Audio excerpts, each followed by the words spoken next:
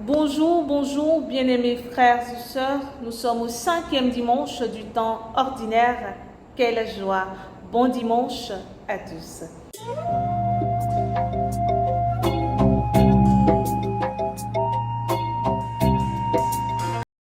Les textes de ce 5e dimanche nous invitent à être sel de la terre et lumière du monde.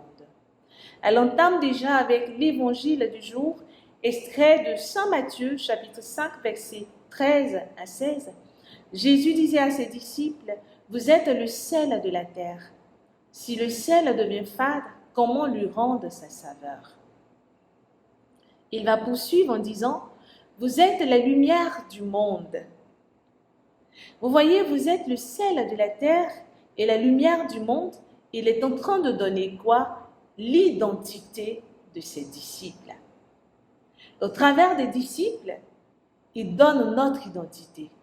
Nous sommes le sel de la terre, la lumière du monde, nous qui avons décidé de marcher dans ses pas, nous qui avons décidé de le suivre, nous qui sommes ses disciples, nous qui sommes ses témoins. Et Jésus va poursuivre en disant que on n'allume pas la lumière pour la mettre sous le boisseau, on la met sur le lampadaire pour qu'il éclaire toute la maison. Et il va dire de même, que votre lumière brille devant les hommes. Extraordinaire. De la même façon dont on n'allume pas une lumière pour la mettre sous le boisseau et qu'on la met sur le lampadaire, c'est de cette même façon que nous, lumière du monde et celle de la terre, nous devons être quoi? Sur le lampadaire pour éclairer les autres, pour orienter. Frères et sœurs, lorsque nous sommes dans des ténèbres ou dans l'obscurité indescriptible et que nous percevons ne serait-ce qu'une lumière, que ce soit la lumière d'une petite bougie, qu'est-ce que ça nous donne? Nous avons tous envie d'aller vers cette lumière qui éclaire. Et c'est ce que nous sommes pour que les hommes également viennent vers nous. Et il va dire quoi? Voyons ce que vous faites de bien, ils rendront gloire à votre Père qui est aux cieux.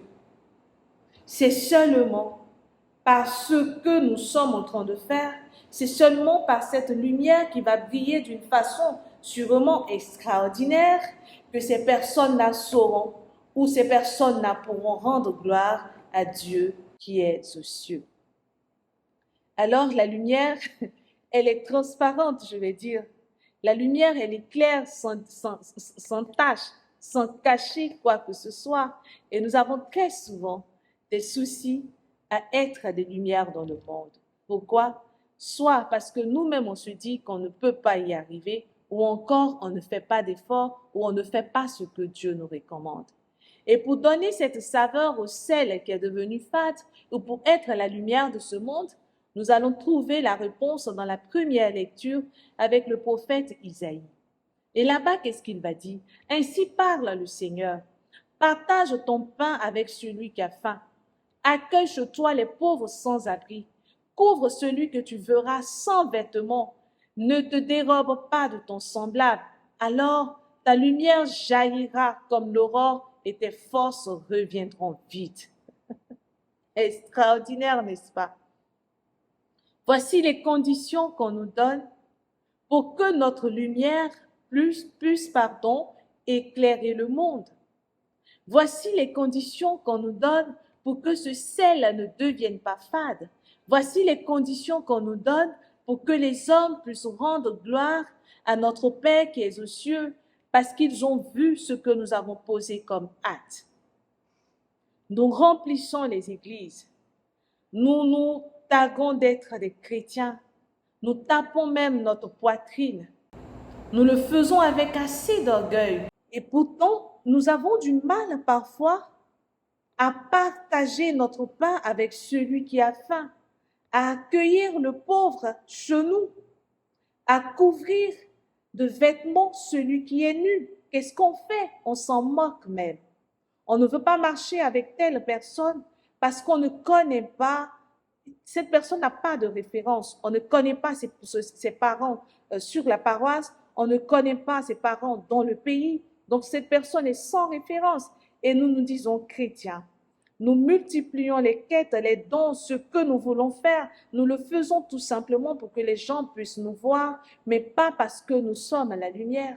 Alors, pour être celle de la terre et lumière du monde, voici ce qu'on nous demande de faire le plus simplement possible. Voici les directives qu'on nous donne, ne pas dire les conditions que Dieu nous donne. Et il poursuit en disant, alors, lorsqu'on appellera, Dieu, il dira, me voici.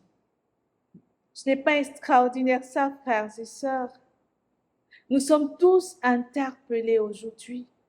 On dit que la justice fera quoi? Marchera devant nous, mais Dieu fera quoi? Lui, il fermera la marche. Vous voyez que lorsque nous entrons vraiment dans cette condition-là, nous sommes entourés de Dieu, alors notre lumière brillera dans les ténèbres et notre ténèbre sera lumière de midi. C'est-à-dire que quelle que soit la difficulté, quelle que soit l'obscurité, quel que soit le problème, l'épreuve qu'on pourrait traverser, nous, on s'en sortira. Pourquoi? Parce que nous avons l'approbation de Dieu. Mais nous avons l'approbation de Dieu tout simplement parce que nous entrons dans les directives qu'il nous donne.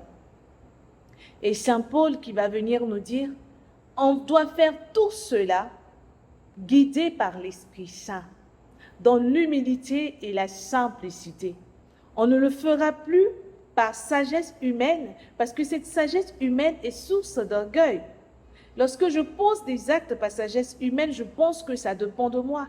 Et alors je pense que ce que je reçois vient pleinement de moi et que j'ai toute la connaissance. Et pourtant, c'est Dieu qui donne la connaissance. Alors, frères et sœurs, nous sommes appelés à être sel de la terre et lumière du monde, c'est-à-dire que nous sommes appelés à être les témoins de l'amour du Christ dans le monde, en toute simplicité et humilité. Alors demandons la grâce. La grâce en ce dimanche, disons Seigneur, je connais mon identité maintenant et je veux vivre selon cette dernière. Père, je désire être pleinement celle de la terre et lumière du monde.